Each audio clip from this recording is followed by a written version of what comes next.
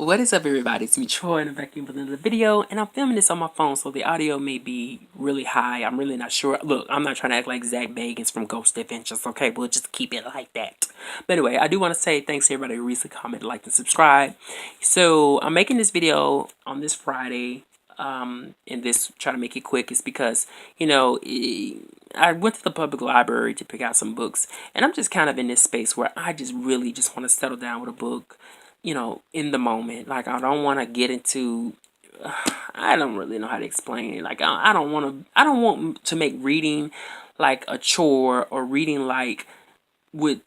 with just this immense amount of purpose. You know what I mean? Like, I just want to get into the moment with a book. And here it is. It's supposed to be raining all weekend. And let me tell you, girl, when I see the forecast calls for rain for the weekend, and I know I don't work the weekends, the only thing I need is some groceries in the house, and I am good. You know what I'm saying? So I decided, after I got off work today, that I was going to stop by the public library and just try to find something to settle down with to read over the weekend. Even though I got plenty of books to read on my shelf, I just, like I said, I want to read in the moment, okay? I want something for in the moment. But I ended up getting the second book in Susan Wittig Albert's Darling Dahlias series, which is The Darling Dahlias and the Naked Ladies. Girl, at first I was like, naked ladies? They gonna be jamperinging around and stuff? But naked ladies actually turned out to be plants, go figure for somebody like me. But I love Susan Wittig Albert. I'm caught up on her China Bell series. Last month I decided to branch out from China Bell series and try one of her other series, which was the first book in this series, which was The Darling Dahlias. I gotta watch those D words. And The Cucumber Tree. Gave it about 3 stars. As a mystery, when it comes to stars and the mystery, I can either dock or add a star depending on how the author concludes the mystery. And a lot of times they don't do a good job of that. But nonetheless, I think that as has already been stated, I love this author. I think she's an exceptional when it comes to the cozy mystery genre. Like, really exceptional. Like, really, really. Like, there's a little bit more magic to her work than some of the ones that I've read before. But even on top of that, I don't think she even labels her books cozies. But I love her, because I think she does a fantastic job of bringing characterizations to her characters. Even if the mystery probably isn't so great, I do find myself reading her books as if I'm getting involved in some small town gossip as it concerns, following the trail of some of the characters themselves. And then I think she's great at just giving a general characterization of her particular settings. But the Darling Dahlias take place in Alabama, southern Alabama, in the 1930s. That, of course, is during the Great Depression. So we get this great amount of details revolving around small town Alabama during the 1930s in the Depression. So the characters are spending a lot of time, speaking not only about, this plant or herb club that they're a part of, but they're also speaking about the economy and that sort of thing. So I really love this series because of that, and it does follow 3 different ladies and their struggles trying to survive within the Great Depression in small town Alabama. So all that aside, then there's of course the mystery, which keeps me reading as well. So because I love the Darling Dahlias, I decided to pick up The Tale of Hilltop Farm, which is the first book in Susan Wittig Albert's The Cottage Tales of Beatrix Potter series. I just want to. This one takes place in England in the early 20th century. I think like 1905 or something. But we all know who Beatrix Potter is. She's the author of, I was going to say, The Canterbury Tales. And girl, that is so incorrect. But Peter Rabbit is what I meant to say.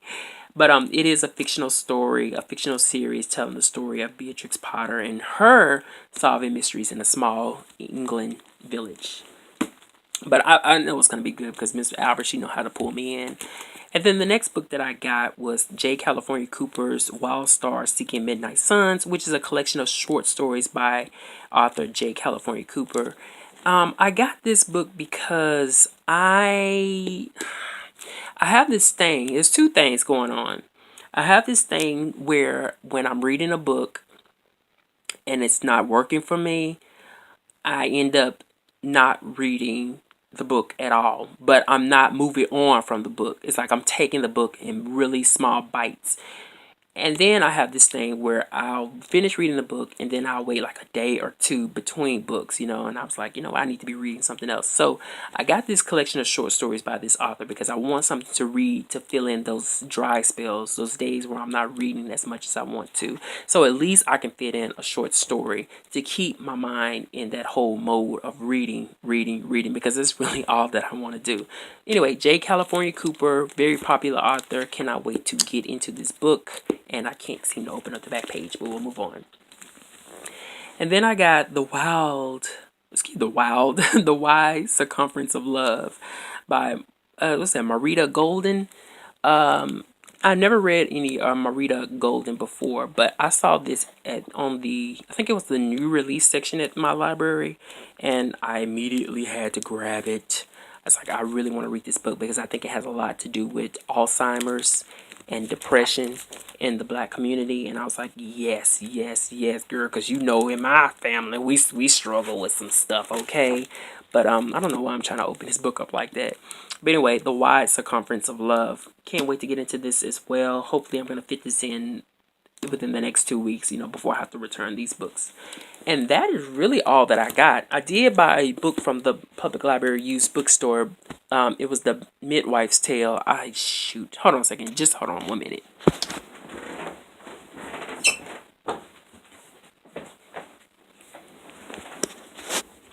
Okay, here it is. Here it is, The Midwife's Tale, a mystery by Sam Thomas, which is the first book in his Midwife series. And this is going to take us back. It is 1644, and Parliament's armies have risen against the king and laid siege to the city of York. But yeah, this has been on my reading list for quite some time, and I saw it for $1.50, and I was like, hell to the yeah, baby.